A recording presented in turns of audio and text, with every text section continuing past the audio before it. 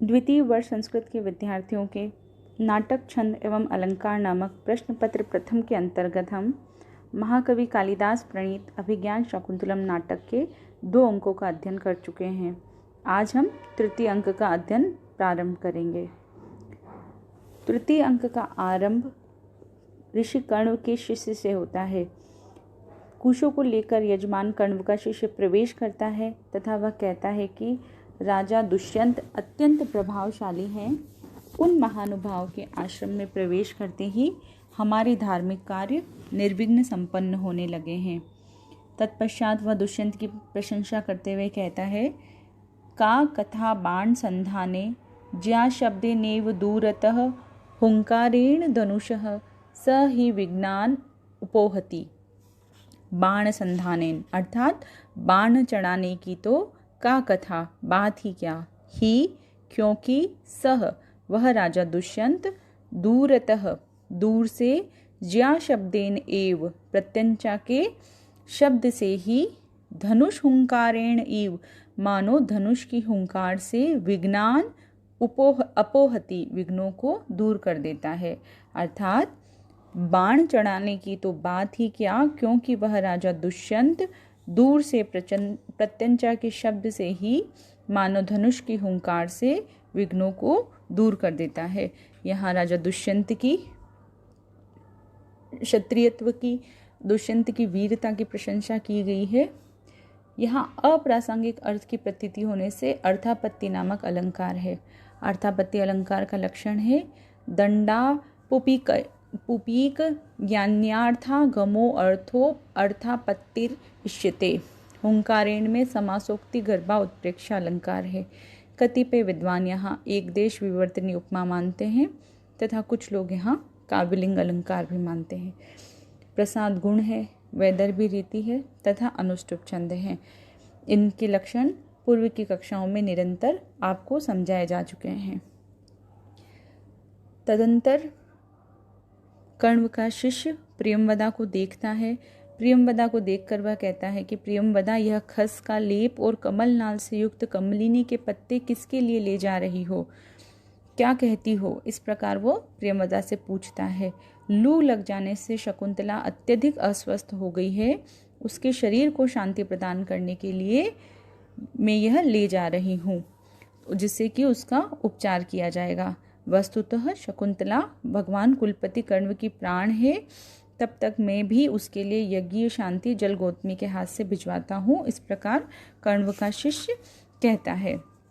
तत्पश्चात काम पीड़ित अवस्था में राजा दुष्यंत का प्रवेश होता है। राजा दुष्यंत लंबी सांस लेकर कहता है कि जाने तपसो वीर्यम सा बाला पर्वतिति मे विदितम अलम अस्ति ततो हृदयम तथापि न इदम निवर्तयितुम। तपसः वीर्यम, तपस्या के सामर्थ्य को जाने, मैं जानता हूँ। सा वह शकुंतला, बाला कन्या, पर्वती पराधीन है, इति में विदितम ऐसा मुझे ज्ञात है। तथापि फिर भी इदम इस हृदयम मन को, ततः उससे निवर्तयितुम लौटाने में अलम न अस्मि समर्थ नहीं हूँ। अर्थात मैं तपस्या के सामर्थ्य को जानता हूँ। वह कन्या शकुंतला पराधीन है, यह भी मुझे विदित है। अर्थात मैं यह भी जानता हूँ, फिर भी मैं अपने इस मन को उससे लौटाने में समर्थ नहीं हूँ।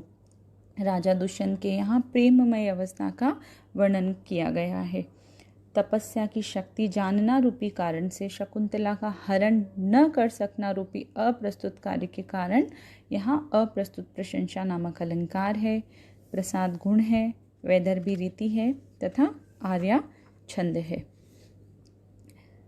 दुष्यंत की काम अवस्था का आगे भी विवेचन किया गया है। काम पीड़ा का अभिनय करके दुष्यंत कहता है, भगवान कामदेव, तुम और चंद्रमा दोनों ही विश्वास के योग्य होते हुए भी कामी जनों के समूह को ठगा करते हो, क्योंकि तव कुशु शरत्वम शीत रश्मित्व इंदो द्वयम इदम अयथार्थम दृश्यते मद्विदेषु। विसृजति हिमगर्भेर अग्निम इंदुमयूखे त्वमपि कुसुम बाणान वज्रसारी करोषि। राजा दुष्यंत यहाँ कह रहे हैं कि तव तुम्हारा कुसुम शरत्वम पुष्प बाण कहा जाना, इंद्रो चंद्रमा का, शीत रश्मित्वम शीतांशु कहा जाना, इदम ये द्वयम दोनों ही बातें मद विदेशु मुझ जैसे काम पीड़ितों के लिए अयथार्थम दृश्यते असत्य ही दिखाई पड़ती हैं। इंदु चंद्रमा, हिमगर्भे शीतल, मयूखे किरणों से, अग्नि को विसृजति उगल रहा है, त्वम अपि तुम भी, कुसुम बाणान फूल के बाणों को, वज्रसारी करोषि वज्र के समान कठोर बना रहे हो। अर्थात राजा दुष्यंत यहाँ कह रहे हैं कि हे कामदेव, तुम्हारा पुष्प बाण होना और चंद्रमा का शीतांशु होना, यह दोनों बातें मुझ जैसे काम पीड़ों के लिए असत्य दिखलाई दे रही हैं, क्योंकि चंद्रमा शीतल किरणों से अग्नि की वर्षा कर रहा है और तुम अपने फूलों के बाणों को वज्र के समान कठोर बना रहे हो। यहाँ पे राजा दुष्यंत की अत्यधिक काम पीड़ा की अभिव्यक्ति की गई है। इस श्लोक में मई इस विशेष के स्थान पर मद विशेषु इस सामान्य कथन के कारण अप्रस्तुत प्रशंसा अलंकार है। कुसुम बाणाम में कुसुमों पर प्रकृतोपयोगी बाणान का आरोप होने से परिणाम अलंकार है। परिणाम अलंकार का लक्षण है विषय आत्मतयारोप्ये प्रकारतार्थोपयोगिनी परिणामो भवे तुल्याधिकरणे द्विधा। वज्रसारी करोषि में समासगा उपमा है। उत्तरार्ध पूर्वार्ध का कारण होने से काव्यलिंग अलंकार है।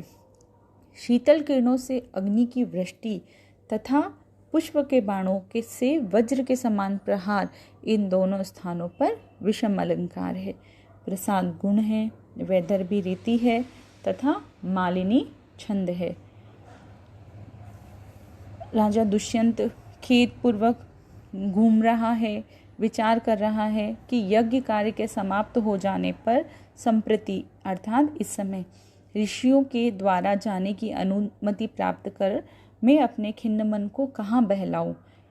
प्रिया शकुंतला के दर्शन के अतिरिक्त मेरे लिए और क्या सहारा है, मैं उसी को खोजता हूँ। राजा दुष्यंत शकुंतला को खोजने की चेष्टा कर रहे हैं। वे सूर्य की ओर देखकर कहते हैं कि इस तीव्र धूप के समय को सखियों के सहित शकुंतला प्रायः लता कुंजों से युक्त मालिनी नदी के किनारे बिताती है, तो मैं वहीं जाता हूँ। राजा दुष्यंत वायु के स्पर्श का अभिनय करके सुखद वायु के संपर्क को अनुभूत करते हुए यह कहता है कि शक्यम अरविंद सुरभि कण्वाहि मालिनी तरंगाणाम अंगेर अनंग तप्तेर अविरलम आलिंगितुम पवनः। अनंग तप्ते कान संतप्त, अंगों के द्वारा, अरविंद सुरभि कमलों से सुगंधित, मालिनी तरंगाणाम मालिनी के तरंगों के, कणवाही कणों को वहन करने वाला, पवन वायु, अविरलम गाढ़ रूप से, आलिंगितुम शक्यः आलिंगन के योग्य है। अर्थात मालिनी नदी के शीतल जलकणों का स्पर्श का अनुभव करते हुए राजा दुष्यंत कहता है कि काम संतप्त अंगों के द्वारा, कमलों से सुगंधित और मालिनी के तरंगों के कणों को वहन करने वाला वायु गाढ़ रूप से आलिंगन के योग्य है। यहाँ श्लोक में वायु के राजा का सहायक होने से समाहित अलंकार है। समाहित अलंकार का लक्षण है कार्यारंभे सहायाप्ति। पवन में मित्रादि के समान आलिंगन आदि कार्यों का आरोप होने से समासोक्ति अलंकार है। वायु का स्वाभाविक वर्णन किया गया है, अतः स्वाभावोक्ति अलंकार भी है। प्रसाद गुण है, वैदर्भी रीति है तथा आर्या छंद है। राजा दुष्यंत घूमकर और देखकर कहता है कि इन छोटे छोटे पौधों से युक्त मार्ग से वह तनवंगी अभी ही गई है, ऐसा मुझे लग रहा है, क्योंकि उसके द्वारा फूल तोड़ जाने के कारण वृंत अर्थात डंठल अभी तक संकुचित नहीं हुए हैं और किसलयों के टूटने के स्थान दूध से आर्द्र दिखलाई पड़ रहे हैं। राजा दुष्यंत घूमकर और देखकर कहता है कि बेतों से घिरे हुए इस लता मंडप में शकुंतला विद्यमान होनी चाहिए।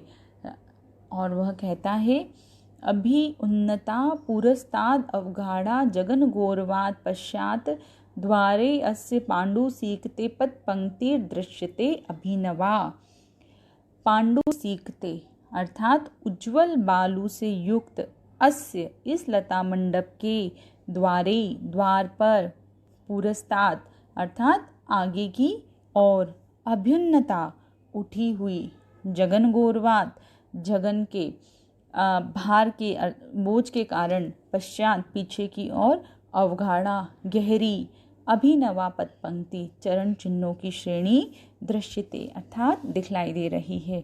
अर्थात हिंदी अनुवाद इस प्रकार है कि उज्जवल बालू वाले लता मंडप के द्वार पर आगे की ओर उठी हुई तथा शकुंतला के जगन स्थल के भाग के भार के कारण पीछे की ओर गहरी नवीन चरण चिन्हों की पंक्ति यहाँ दिखलाई पड़ रही है।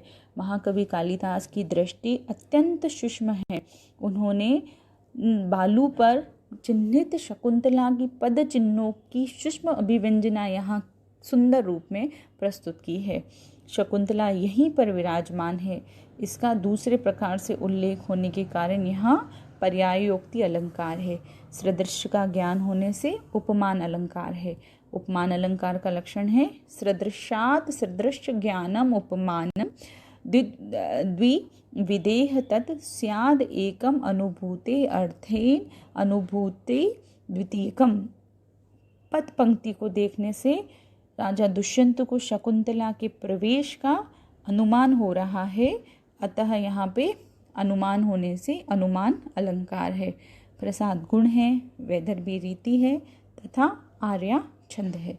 आगे की कक्षा में हम तृतीय अंक को आगे अध्ययन करेंगे।